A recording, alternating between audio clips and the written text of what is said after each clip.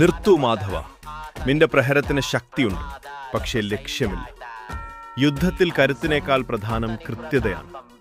തോളെല്ലിനും നെഞ്ചിനുമിടമിടയിൽ ജീവന്റെ ഒരു നൂലിഴ ബന്ധിക്കപ്പെട്ടിരിക്കുന്നത് എവിടെയാണെന്ന് നിനക്കറിയാമോ? ഗുരുക്കൾ ഉദ്ദേശിക്കുന്നത് കക്ഷത്തിന് മുകളിലുള്ള ആ ഭാഗമാണോ?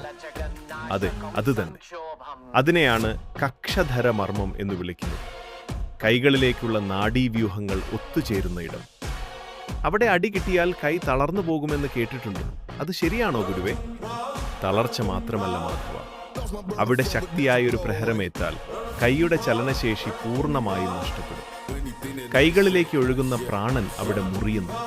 അതോടൊപ്പം തന്നെ ആഘാതം നാഡികളെ ബാധിക്കുന്നത് വഴി ബോധക്കേടുമുണ്ടാകാം. ബോധക്കേടോ? അതെ, ശരീരം വിറയ്ക്കാനും ശ്വാസമെടുക്കാൻ ബുദ്ധിമുട്ടിയെങ്കിൽ ഹിക്പസ് വരാനും അത് കാരണമാകും. ശരിയായ രീതിയിൽ മർമ്മം പ്രയോഗിച്ചാൽ എതിരാളി നിമിഷ നേരം കൊണ്ട് നിസ്സഹായനാകും. താൻ കൈകളിലേക്ക് നോക്കി. ഇതൊരു മാരകമായ അറിവാണല്ലോ ഗുരുവേ. മർമ്മവിദ്യ എന്നത് നശിപ്പിക്കാനല്ല, മറിച്ച് സംരക്ഷിക്കാനാണ്. ഈ ഭാഗം എങ്ങനെ സംരക്ഷിക്കണമെന്ന് നീ പഠിക്കണം. ജീവൻ അപകടത്തിലാകുന്ന ഘട്ടത്തിൽ മാത്രം പ്രയോഗിക്കേണ്ട ഒന്നാണിത്. ഒരു യഥാർത്ഥ മർമ്മവിദഗ്ധൻ മുറിവേൽപ്പിക്കുന്നവനേക്കാൾ വലിയ